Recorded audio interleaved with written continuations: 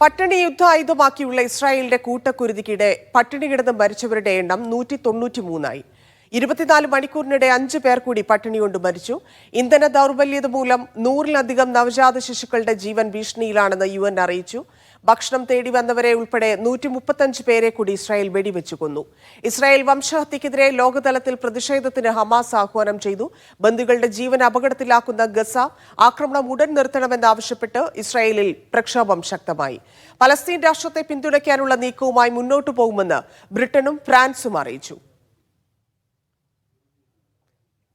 MCA Nasar ചേരുന്നു. MCA, ക്രൂരത Israel തുടർന്നുകൊണ്ടേയിരിക്കുകയാണ്. ഇന്നും പട്ടിണി മരണം എന്ന് പറയുമ്പോൾ അത് എത്രത്തോളം അസ്വസ്ഥത ഉണ്ടാക്കുന്നതാണെന്ന് നമുക്ക് ആ കണക്കുകൾ നോക്കിയാൽ വ്യക്തമാകും. എന്താണ് ഗസയിൽ സംഭവിക്കുന്നത്?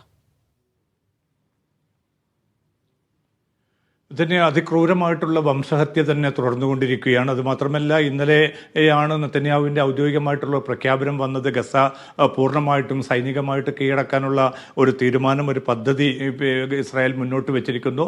അതിൻ്റെ തുടർച്ച എന്ന നിലയ്ക്കാണ് ഇന്നിപ്പോൾ മധ്യ ഗസയിലും വടക്കൻ ഗസയിലും തെക്കൻ ഗസയിലും ഗസയിലെ എല്ലാ ഭാഗങ്ങളിലേക്ക് കൂടി ആക്രമണം കൂടുതൽ വിപുലീകരിക്കുകയാണ്. ഏതെങ്കിലും അർത്ഥത്തിലുള്ള ഒരു വെടിനിർത്തൽ ചർച്ചയുടെ എല്ലാ സാധ്യതയും അടഞ്ഞ ഒരു സാഹചര്യത്തിലാണ് ഈ വിപുലമായിട്ടുള്ള ആക്രമണ പദ്ധതിക്ക് കൂടി ഇസ്രായേൽ തിടുക്കം കൂട്ടുന്നത്. അതിൻ്റെ ഭാഗമായിട്ടാണ് ഇന്ന് മാത്രം 135 പേർ കൊല്ലപ്പെട്ടിരിക്കുന്നത്.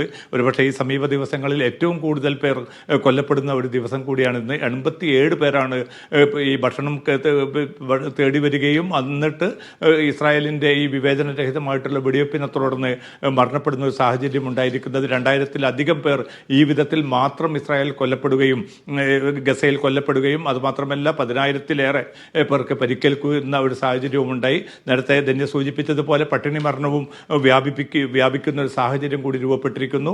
193 ഇപ്പോൾ ഗസയിൽ പട്ടിണി കിടന്ന് മരിച്ചവരുടെ എണ്ണം. അതിൽ ഭൂരിഭാഗവും ഏതാണ്ട് 100ഓളം പേരും കുട്ടികളാണ് എന്നതുകൂടി നമ്മൾ വിലയിരുത്തേണ്ടതുണ്ട്. അപ്പോൾ സ്ഥിതിഗതികൾ അതിസങ്കീർണമായിട്ടുള്ള ഹൃദയഭേദകമായിട്ടുള്ള അവസ്ഥയിൽ തന്നെ ഗസയിൽ തുടരുകയാണ്.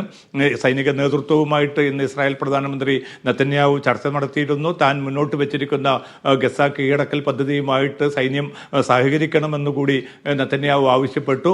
എന്തായാലും ഈ രാഷ്ട്രീയ നേതൃത്വം മുന്നോട്ട് വെച്ചിരിക്കുന്ന പദ്ധതിയുമായിട്ട് ഈ സൈനിക നേതൃത്വവും ഇയാൾ സമീർ ഉൾപ്പെടെയുള്ളവർ പോകുമെന്ന റിപ്പോർട്ടുകളാണ് ഇപ്പോൾ ഇസ്രായേൽ മാധ്യമങ്ങൾ നൽകുന്നത്. അങ്ങനെയാണെങ്കിൽ നാളെ മുതൽ ആക്രമണം കൂടുതൽ വ്യാപകമായിട്ടുള്ള ഭയാനകമായിട്ടുള്ള ഒരു രീതിയിലേക്ക് കൊണ്ടുപോവുക എന്ന ഒരു നീക്കത്തിലാണ് ഇസ്രായേൽ സൈനിക രാഷ്ട്രീയ നേതൃത്വം ഇപ്പോൾ ഏർപ്പെട്ടിരിക്കുന്നത്. അമേരിക്കയുടെ ഭാഗത്തു നിന്നുള്ള പച്ചക്കൊടി കൂടി ഇക്കാര്യത്തിൽ ലഭിച്ചിട്ടുണ്ടെന്ന റിപ്പോർട്ടുകളും പുറത്തു വരുന്നു. അപ്പോൾ സ്ഥിതിഗതികൾ കൂടുതൽ സങ്കീർണമാവും. പട്ടിണി മരണം മാത്രമായിരിക്കില്ല ഗസയിലുള്ള ഈ സിവിലിയൻ കൂട്ടക്കുരുതിയും അതിൻ്റെ ഏറ്റവും വൈപുല്യത്തിലേക്ക് നീങ്ങാനുള്ള ഒരു സാധ്യത കൂടിയാണ് ഉരുത്തിരിഞ്ഞിരിക്കുന്നത്. അതോടൊപ്പം തന്നെയാണ് ഈ ആക്രമണ പദ്ധതിയുമായിട്ട് മുന്നോട്ട് പോകുമ്പോൾ 100 കണക്കിന് സൈനികർ കൊല്ലപ്പെടുമെന്ന മുന്നറിയിപ്പ് കൂടി സൈനിക നേതൃത്വം രാഷ്ട്രീയ നേതൃത്വത്തിന് കൈമാറിയതായിട്ടുള്ള റിപ്പോർട്ടുകൾ കൂടി ഏറ്റവും അവസാനമായിട്ട് ഇസ്രായേലിൽ നിന്ന് പുറത്തു വരുന്നുണ്ട്.